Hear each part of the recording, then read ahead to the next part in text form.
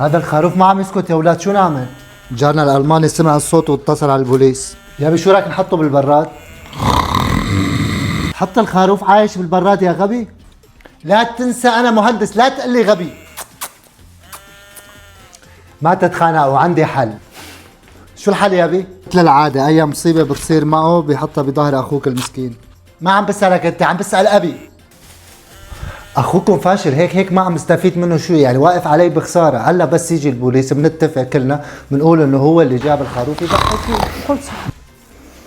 فكرة ولا مو فكرة؟ أنا حتى لو أخي فاشل ليش تبلي بقصة ماله فيها وأنت بتعرف مين جاب الخروف؟ أتحفنا دكتور أفندي، شو أعمل يعني؟ نحن بمشكلة ورطة يعني، أنت دكتور ضحي فيك وأخوك أنا مهندس وهذاك فاشل، هذا أرخص شخص بنضحي فيه، يعني أرخص من الخروف اللي جوا.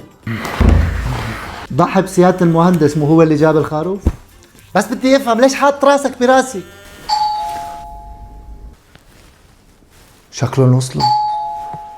ما حدا يفتح الباب. مشان الله، مشان هذا ما راح اضحي فيك، خلص ما راح اضحي فيك على العيد، راح اضحي بابني الوسطاني فاشل. هذا علفك ارخص من علفه، وراح اتجوزك والله العظيم، راح اتجوزك احلى خروفه، اهون من الزواج ومهر وبدل. انا راح افتح الباب. ايه فتحت الباب، شو بدك تقول لهم؟ انا اخو المهندس؟ استنى لا تفتح الباب، البوليس ليكوا على الباب، شو بدك تعمل؟ ما بعرف، شو رايك يا ورد؟ بما اني انا مهندس فعندي حل احسن من الدكاتره، بنحط الخروف بابعد نقطه بالبيت بعيده عن الباب، هيك البوليس ما بيسمع الصوت. شلون؟ انت كيف صرت مهندس بهذا الغباء؟ انا لحد الان ما عم بفهم. سند انا مليون مره قلت لك انا مهندس، لا تناديني غبي احسن ما اخي الكبير. خلص انا راح افتح الباب واقول الفاشل اعملها. هذا بوست جاينا بوست. اذن المهندس تسمع صوت بوليس. دخيل ورد لقيتها. روح فيق اخوك الفاشل وخليه يعمل صوت مع قدام الباب ووقفه، بس يجي البوليس بنقول هذا اخوك في بنت خرافته بايفون ومن وقتها تحول لخروف. شلون؟ فكره ذكيه. يا البوليس راح يفتش بكل الاحوال، الصوت فيك تقول اخي، والخروف اللي جوا شو بدك تعمل؟ تقول اخونا بالرضاعه مثلا؟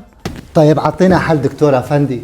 اكيد الدكتور بده يقول نضحي فيه هلا، ما بيصير نضحي فيه قبل العيد، هات للعيد بس. معناها تحمل مسؤوليه غلطك يا شاطر. قلت لك ما تحكي معي بهالاسلوب يا بي، احسن ما اشتكي لي نقابه المهندسين، انا ما دخلني، انا مهندس وهن بيحموني. لك مو وقت خناق، البوليس رح يوصل يا اولاد.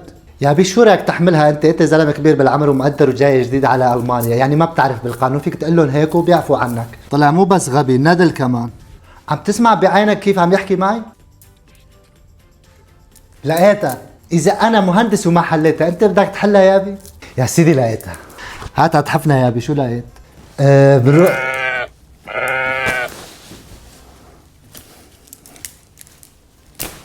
ما لقيت شيء.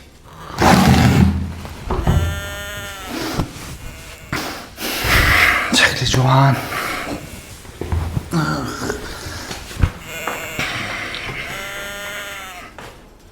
خروف.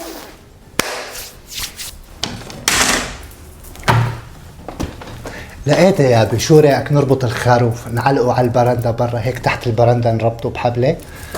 بيجي البوليس مثل ما قال بفتشوا ما بيلاقوا، بنجيب الفاشل يقلد صوت الماع، بيلاقوا بيسمعوا بيتأكدوا انه الفاشل هو الماع وحل المشكلة. لانه البوليس اللي هون من سوق الجمعة صح؟ لحظة، كأنه اختفى الصوت، سكت الخروف على الخالص. خروف ذكي ما بده يحط راسه براسي، بيعرف المهندس اذا حطه براسه بتنحو. يلا ابني حبيبي ورد، روح جيب الفاشل خليه يعمل على الباب. انا هون يا ابي. اول مرة بحياتي باكل خروف كامل بس كتير طيب. مين جابه؟ اكلت خروف كامل وعايش؟ ايه يا ابني انت بتعرفني انا بس في جوعان، اذا بتعطيني حيط باكله كله عادي يعني. قلت لكم خلونا نضحي فيه، والله بكلف لي، والله معقد حياتي، والله جلطة هذا الانسان.